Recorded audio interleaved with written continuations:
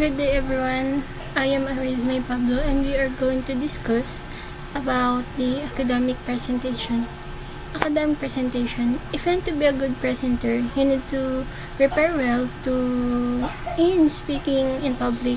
This means sticking to time limits, making eye contact, and keeping the audience interested. These things help make your presentation successful and interesting for the listener. First, incorporating visual aids. The visual aids you will need for presentation will depend on your field and nature of the conference. The visual aid should be synchronous with your presentation. It emphasizes the importance of ensuring the visual aid aligns with the timing and content of the presentation. This ensures a smooth and coherent delivery. Explain your visual aid. It is important to explain the visual aid in detail to help the audience understand its purpose and relevance to the topic being discussed. Slides should contain the important points. In visual aid, include only the most important information on the slides. To avoid overwhelming the audience and to keep the focus on the key points. Text should be legible, making sure that the text on the slide is easy to read so the audience can understand the information without any difficulty. Check for typographical errors. Check in the visual aid for any spelling or grammar mistakes to ensure professional and polished presentation. Second, delivery. Most of the presentations at present are delivered from notes. It typically takes bulleted lists, outlines, or few verbatim passages. When delivering presentations, most people rely on notes to guide them through their speech. Here are a few tips for delivery. Keep your content simple and straightforward. This means that when creating a content or delivering a message, it is important to keep it easy to understand and free from unnecessary complexity. You need to use clear and simple language.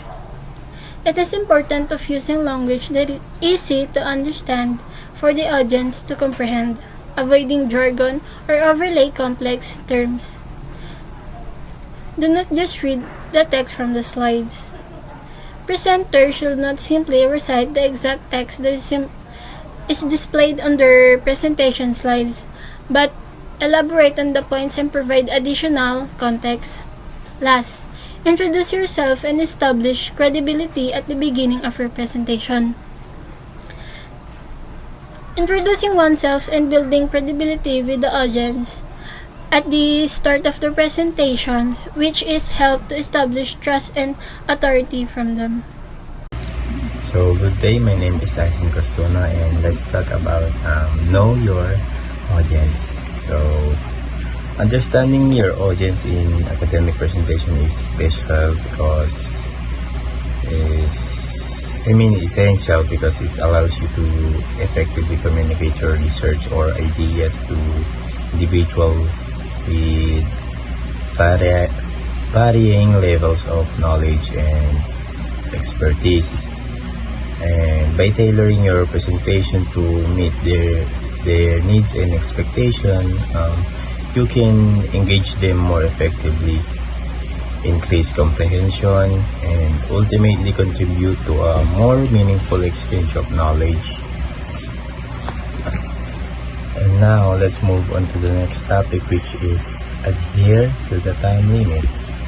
Adhering to the time limit in presentation is crucial because it demonstrates respect for both the audience time and the schedule of the event.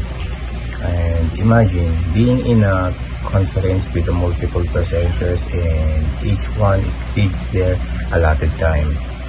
It not only disrupts the flow of the event but also shortchanges other presenters and the audience who have question or discussion planned. And by staying with the time limit, you ensure that everyone has a fair opportunity to share their work, and engage in meaningful dialogue without feeling rushed or cut off. So now let's talk about rehearse your presentation. Rehearsing your presentation in academic presentation is important for several reasons. Firstly, it's allow you to familiarize yourself with the content, ensuring you that can deliver it confidently and smoothly. Secondly, rehearsal helps you identify any gaps or areas needing clarification in your presentation, allowing you to refine and improve it before the actual event.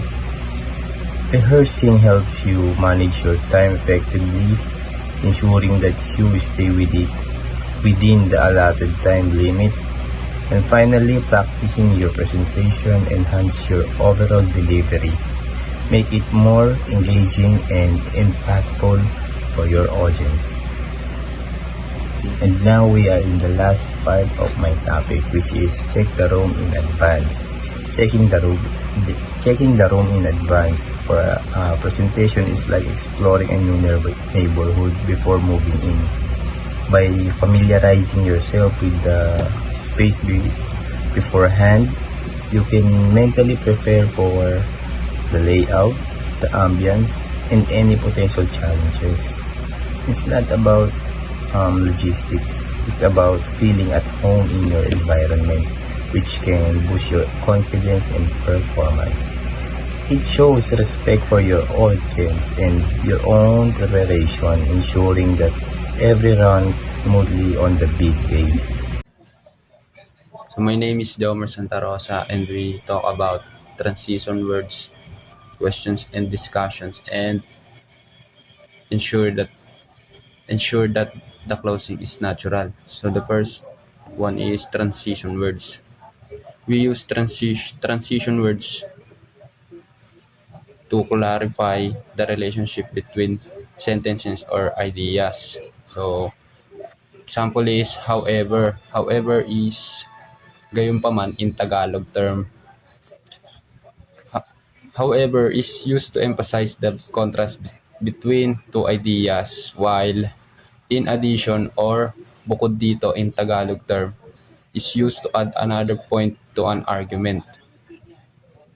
So transition words are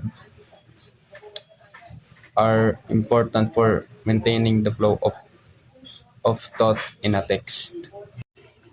So the next one is questions and discussion.